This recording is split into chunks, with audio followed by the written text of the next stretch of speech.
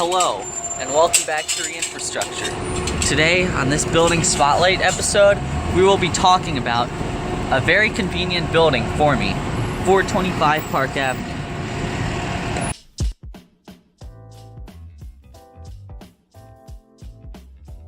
.425 Park, owned by L&L Holding Company, will be a highly modified, office building that is on Park Avenue and 55th to 56th Street. It covers the whole block.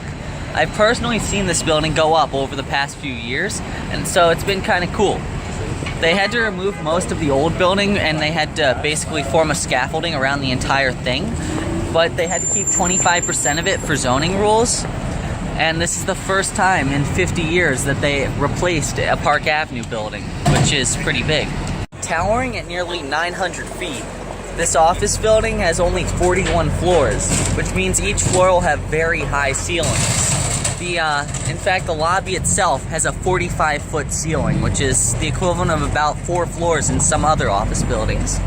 And far from the largest office building in the area, at just 700,000 square feet, it will be the first of a new wave of office buildings since they rezoned this whole area. The building developers, Foster and Partners, pride themselves on removing nearly all the columns on the floors in order to make it a more open floor plan, just so that people can communicate better and there's collaboration between workers.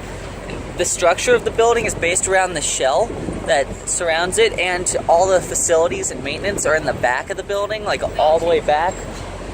You can't really see it from this perspective, but all the way in the back.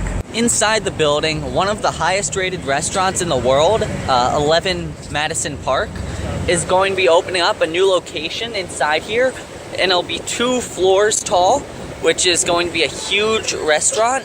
And they're also going to be opening a mini food court on the 27th floor, but that's only for people who actually work in the building, which is kind of a shame because I would love to see what the views are like from up there.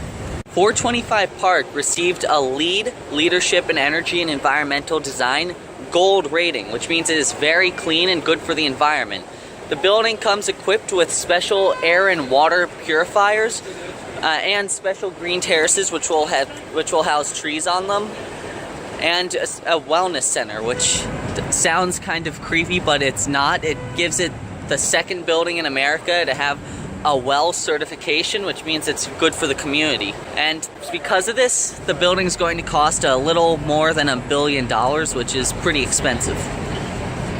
One of the building's main lessees will be Citadel Financial, and it's expected to wrap up in about 2019, and it's going to be probably the most advanced office building in the world, and you can watch its progress from anywhere in the world right now using a live stream. Much like Lever House and the Seagram building before it, this will be the first building to come in this new wave of buildings across Park Avenue, as none have been built in over half a century.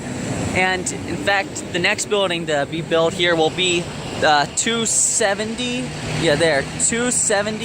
Park Avenue, which will be 1,200 feet tall, replacing the old Chase Bank building, which that's going to be an impressive sight to see the least. But I will be sad to see some of these perfect office buildings come down, because these two are beautiful and they're never knocking these down, but some of the other ones are beautiful too. But